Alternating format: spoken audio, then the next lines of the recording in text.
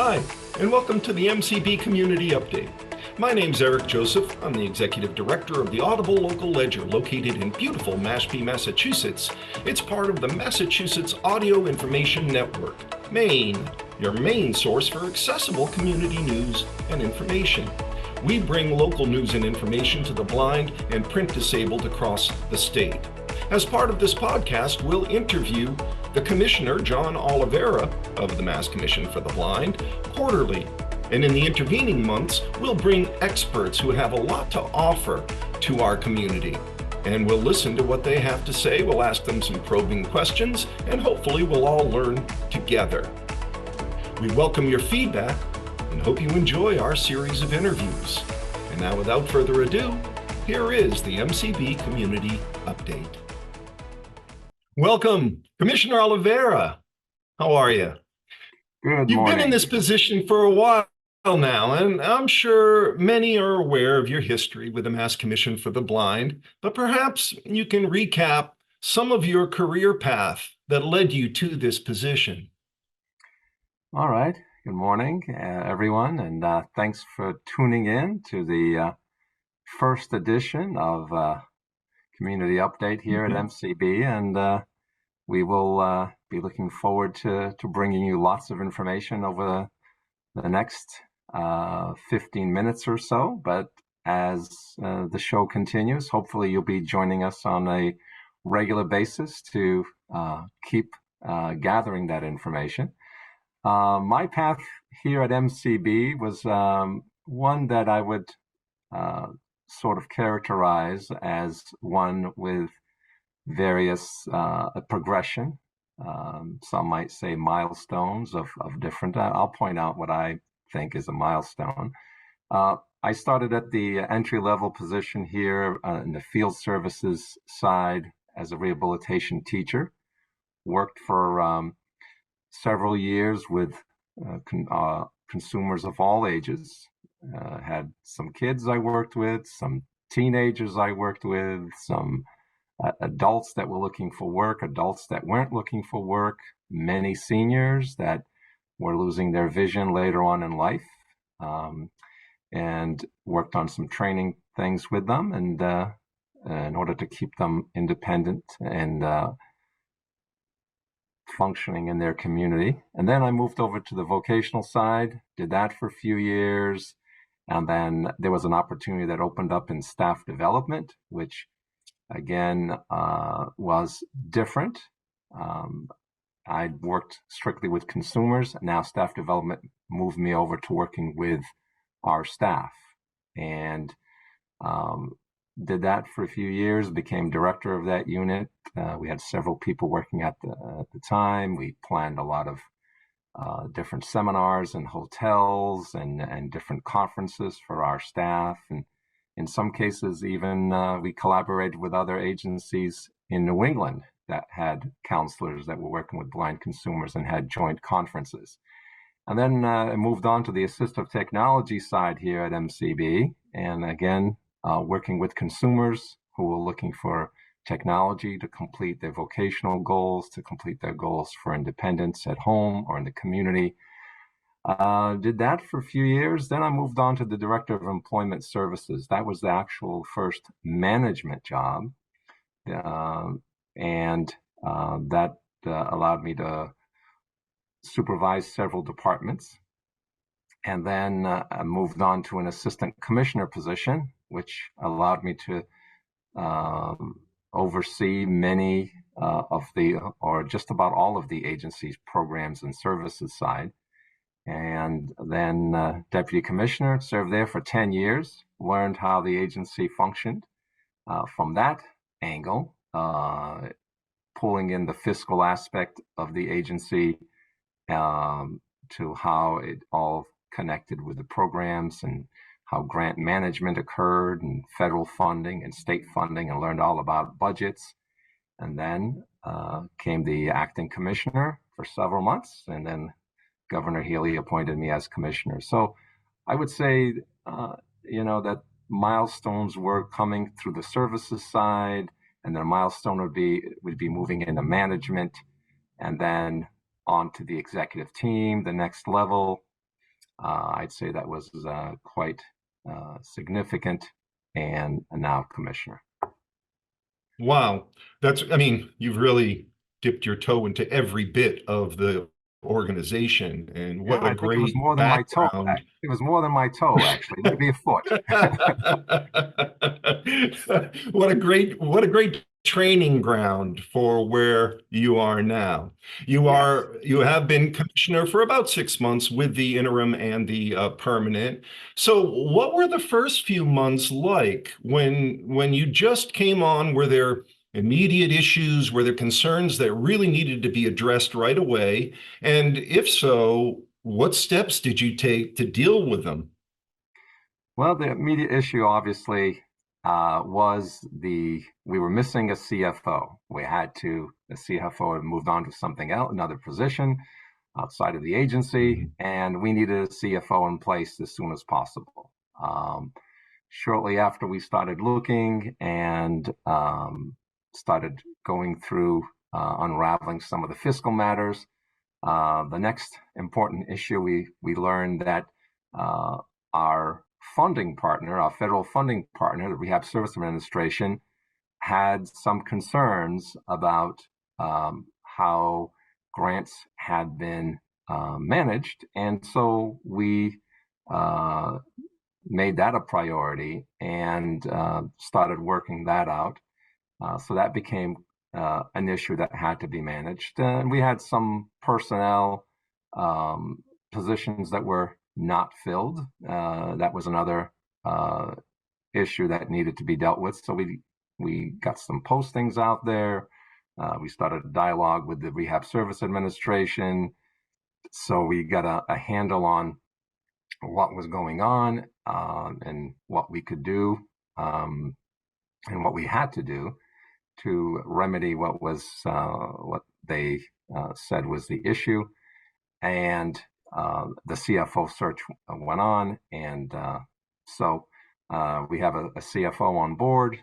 The fiscal matters appear to be under control, and we've had a number of new hires here at the agency that are filling some of those personnel needs or meeting some of those personnel needs that we have had been dealing with here at the agency.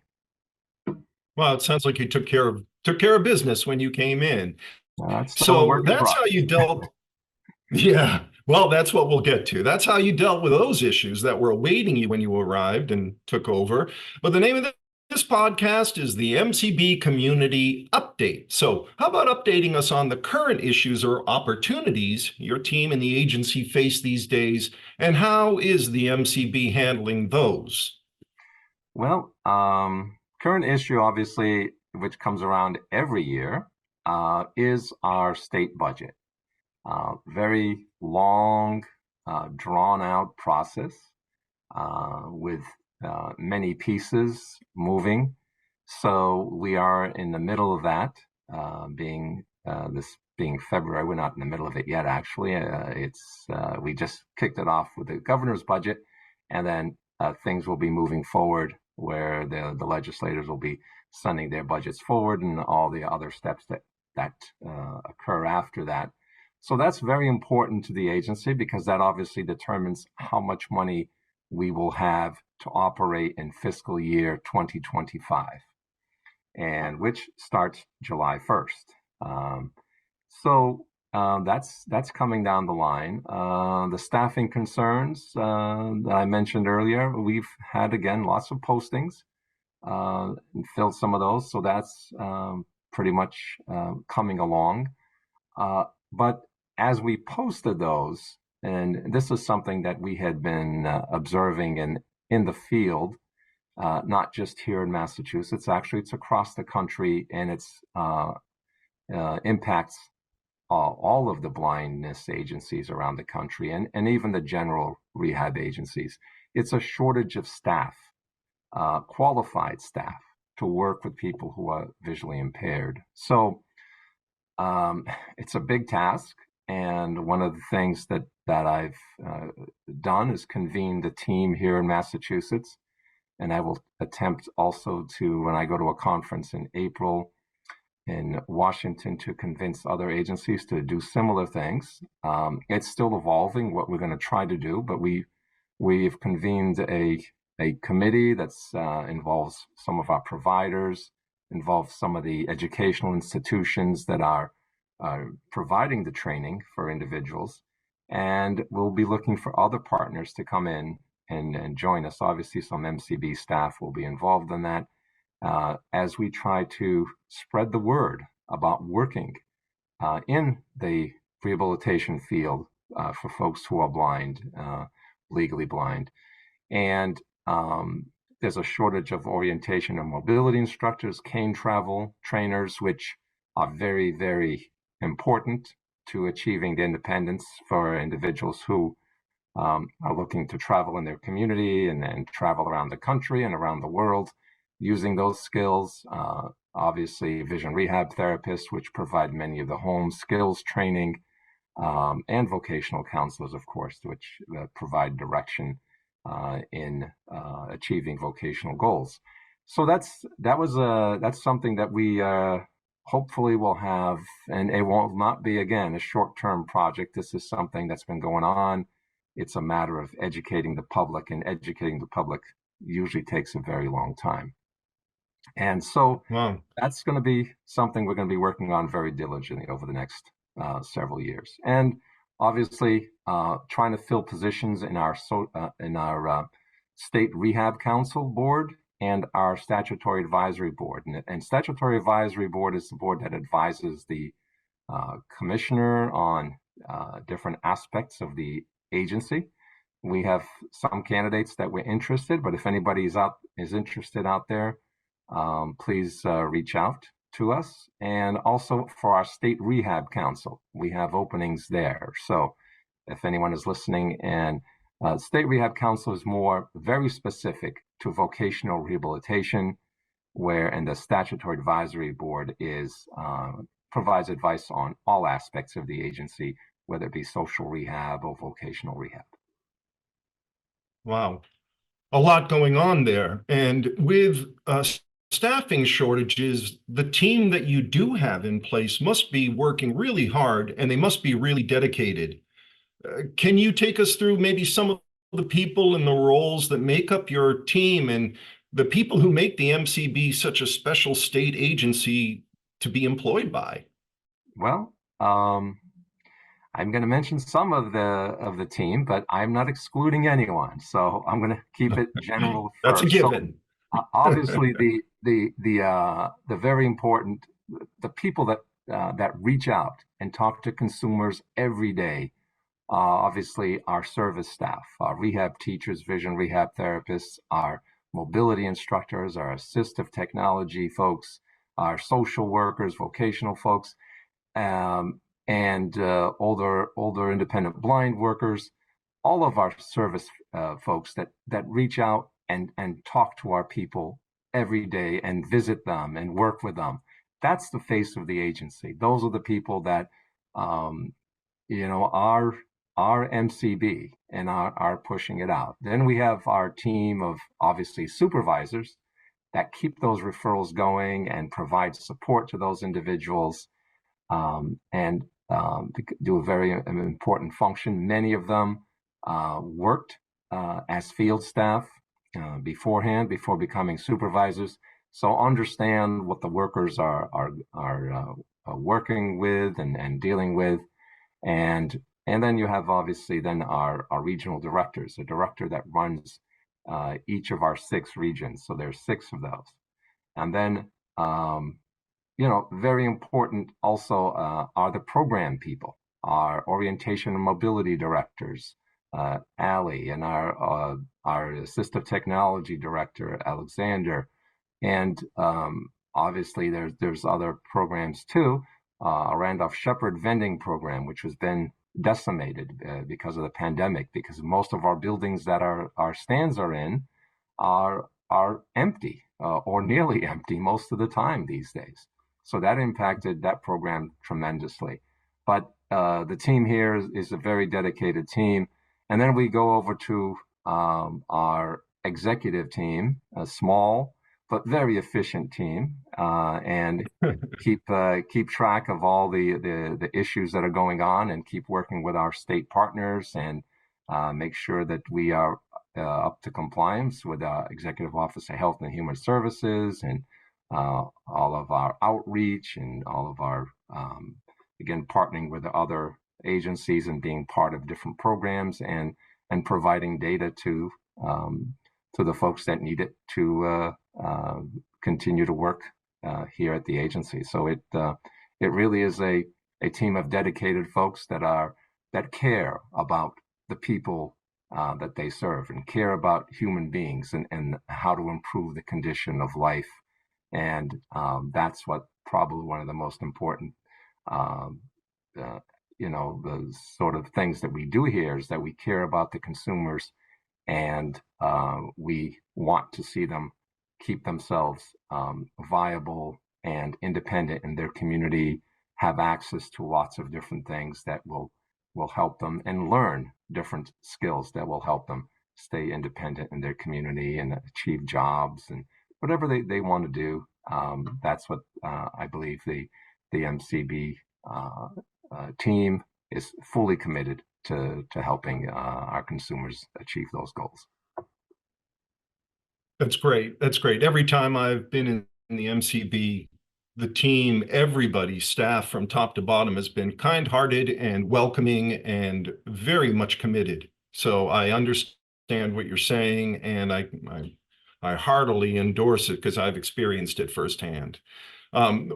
Commissioner, we'll be speaking with you quarterly, but producing a monthly podcast that'll interview some of those individuals you just mentioned, which I'm very much looking forward to.